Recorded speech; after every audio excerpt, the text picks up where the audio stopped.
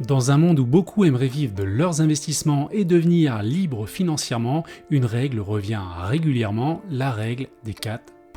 L'idée est que si tu capitalises 1 million d'euros par exemple, à la retraite, tu pourras retirer 40 000 euros chaque année, soit 4% sans jamais tomber à zéro. Mais le problème, c'est que cette règle qui a plus de 30 ans a quelques limites que même son créateur met en avant aujourd'hui. C'est pourquoi dans cette vidéo, on va regarder si tu peux suivre cette règle à ton niveau et voir quels ajustements tu peux faire pour sécuriser ton indépendance financière sur le long terme. Alors cette règle est liée, même si c'est indirectement, au mouvement FIRE, dont l'objectif est de prendre sa retraite de manière anticipée. Et il y a un chiffre à connaître, c'est 300, parce que en multipliant par 300 le revenu mensuel que tu as envie d'avoir au moment de ta retraite, tu vas pouvoir avoir ton capital investi à partir duquel tu pourras donc retirer tes 4% chaque année. Et si on fait le calcul précisément, écoute, si tu as envie de toucher à la retraite 1500 euros par exemple par mois, il te faudra donc 450 000 euros de capital à partir duquel donc tu vas pouvoir retirer 4% par an, soit 18 000 euros et donc 1500 euros par mois. Et si tu veux avoir 2 000 euros par mois, dans ce cas-là, il te faudra 600 000 euros de capital. Donc c'est important à ton niveau de définir ta cible, d'autant qu'en France il y a un revenu médian. Pour cela tu peux le retrouver sur le site de l'INSEE.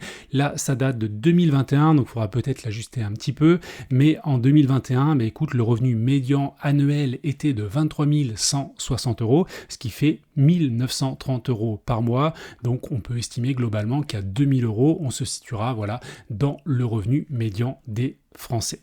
Autre point important à prendre en compte, c'est la retraite, parce que évidemment, si tu es un adepte du mouvement FIRE, tu vas faire en sorte de capitaliser un maximum pour prendre ta retraite anticipée, parce qu'aujourd'hui en France, l'âge moyen de départ à la retraite est de 62 ans et 7 mois, et clairement, on est beaucoup à vouloir prendre notre retraite de manière anticipée pour pouvoir bien sûr profiter de la vie et éviter d'avoir de l'argent à 62 ans, mais peut-être en parallèle des problèmes de santé.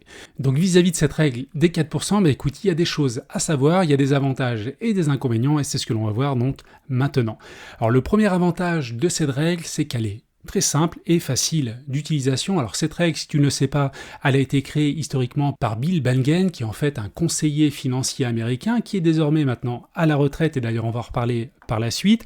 Et en fait, c'est en 1994 qu'il a créé cette règle donc des 4%. En fait, il est parti des rendements historiques du marché actions et obligataires qui étaient de 7% à l'époque, auquel il a retiré les 3% d'inflation, ce qui permet donc d'avoir ces 4%. Et que dit réellement cette règle? Elle dit tout simplement que si tu retires 4% chaque année de ton portefeuille, écoute, tu vas pouvoir maintenir ces retraits pendant une durée de 30 ans.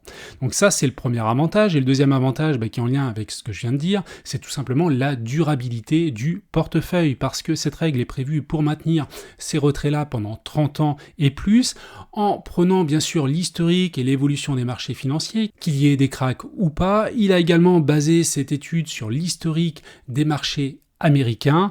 Et enfin, il faut savoir que depuis 1994, cette règle a été validée par de nombreuses études académiques. Et c'est le troisième avantage, c'est justement une étude qui a permis de valider tout cela, qui est très intéressante, étude vraiment reconnue, la Trinity Study, qui a été menée par 3 professeurs chercheurs. Et quand on regarde cette étude, alors déjà vis-à-vis des critères d'analyse, écoute, ils se sont basés sur 5 portefeuille allant de 100% d'actions jusqu'à 100% d'obligations, en adaptant cela par coût de 25%. Ils ont également fait des recherches donc sur 4 périodes différentes, 15 ans, 20 ans, 25 ans et 30 ans. Et enfin, ils ont réalisé différents taux de retrait allant de 3% à 12%. Et quand on descend un petit peu, tu vas voir donc le premier résultat sur un portefeuille à 100% d'actions. Donc la période analysée, c'est de 1926 à 1995. Et on voit qu'ici, pour un retrait de 4%, que le portefeuille a un taux de réussite de 100% pour une durée de 15 ans, 20 ans et 25 ans, mais pour 30 ans, le taux de réussite baisse vraiment, et donc il n'est pas de 100% avec un taux de retrait à 4%. Donc on peut regarder également cela pour un portefeuille d'obligations à 100%. Là, les résultats sont encore moins bons vis-à-vis du taux de réussite, parce que le taux de réussite à 4% est positif uniquement sur une durée de 15 ans. On voit que sur des durées de 20 ans, 25 ans et 30 ans, écoute, à 4%, on est déjà à un taux de réussite inférieur supérieur à 100%. Et quand on compare tous les types de portefeuilles, voilà, en même temps, c'est ce graphique ici. Donc on a en bleu un portefeuille à 100% d'actions, en rouge, un portefeuille à 75% d'actions, etc., etc. Et on voit qu'en fait, c'est le portefeuille à 75% d'actions et 25% d'obligations qui se porte le mieux, qui reste le plus près des 100% de réussite, même si à 4%, le pourcentage n'est pas à 100%, il a baissé déjà un petit peu, mais c'est tout à fait correct par rapport à un portefeuille qui sera à 100% d'obligations ou un portefeuille avec 75% d'obligations et 25% d'actions. Alors cette étude, elle date un petit peu et elle a quelques limites parce que on se base sur des données entre 1926 et 1995, donc pas jusqu'à aujourd'hui, voilà, au-delà de 2020, et d'autre part, on se base uniquement sur une durée de 30 ans. Alors ce qui est intéressant sur ce site-là, c'est que l'auteur a réalisé l'analyse donc sur une plage beaucoup plus longue en prenant des données de 1871 jusqu'à 2023 et également en élargissant voilà, la période de retrait jusqu'à 50 ans. Et avec ces données-là, donc il a refait des tests sur différents retraits, tu vois que la plage de retrait est beaucoup plus faible par rapport voilà, à la première étude, entre 3 et 6%, donc il a décliné un petit peu à 3,2, 3,4, 3,6%, etc., etc.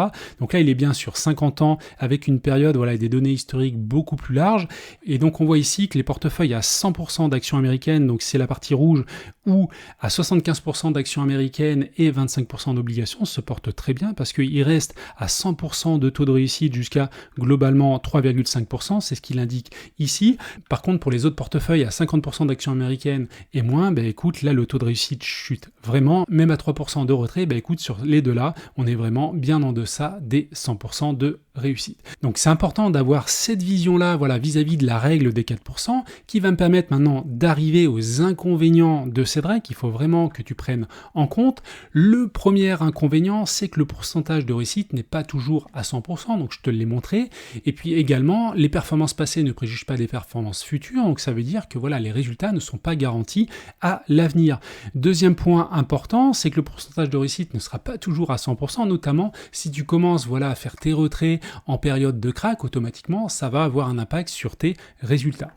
Donc le deuxième inconvénient, c'est la variabilité des 4%, parce que évidemment, si tu as un crack, si tu as 1 million d'euros de capital, si tu as un crack de 40%, tu vas te retrouver avec 600 000 euros, et donc là, automatiquement, si tu fais un retrait de 4%, tu vas pas te retrouver avec 40 000 euros, mais plutôt 24 000 euros, et donc inévitablement, ça va impacter ton niveau de vie. L'autre point important, c'est qu'attention sur des marchés flats, notamment entre 2000 et 2012, là tu vas retirer toujours la même somme, mais en parallèle, l'inflation va augmenter, automatiquement tu vas perdre en pouvoir d'achat. Et le troisième inconvénient qui est important de souligner à mon sens, c'est de l'auteur lui-même de l'étude de 1994, donc Bill Bengen himself, qui a dit en 2022 que c'était pas si facile que ça de suivre la règle des 4%, et donc il admet qu'elle peut être vraiment inconfortable pour le retraité, et c'est notamment son cas parce qu'il est à la retraite depuis quelques années. Donc à ton niveau, que peux-tu faire vis-à-vis de cette règle qui est quand même intéressante sur le papier parce qu'elle est simple, parce qu'elle a pas mal d'avantages, mais elle a quand même quelques inconvénients. Tu peux faire à ton niveau donc quelques ajustements.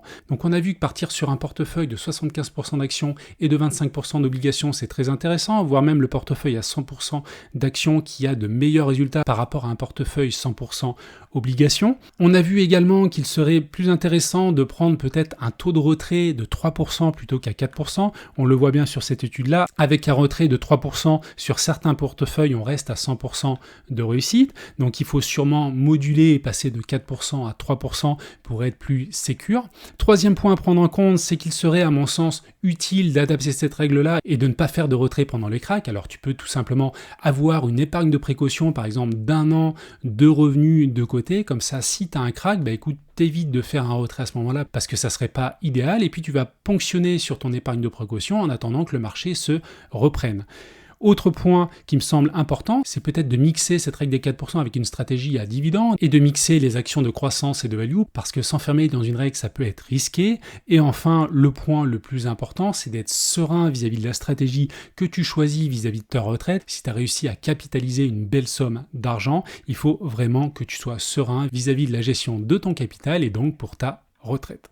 Donc voilà ce que je pouvais dire sur cette règle des 4%. Dis-moi ce que tu en penses. Est-ce que tu veux suivre le mouvement FIRE également et tu es dans cette démarche de capitaliser un maximum pour prendre ta retraite anticipée? Et de toutes les manières, pour être maître en fait de ton avenir, il faut commencer à investir. Et si tu veux commencer à investir en bourse et notamment sur le S&P 500, écoute, je t'invite à regarder cette vidéo. Je compare l'investissement d'un ETF dans le S&P 500 sur les deux enveloppes que sont le CTO, le compte titre ordinaire, et le PEA. On regarde l'impact des frais de chaque côté, que ce soit les frais d'ordre, les frais d'ETF et également la fiscalité. Et ça te permettra déjà de faire un choix optimal pour développer ton capital. Donc je te dis à tout de suite de l'autre côté si tu cliques.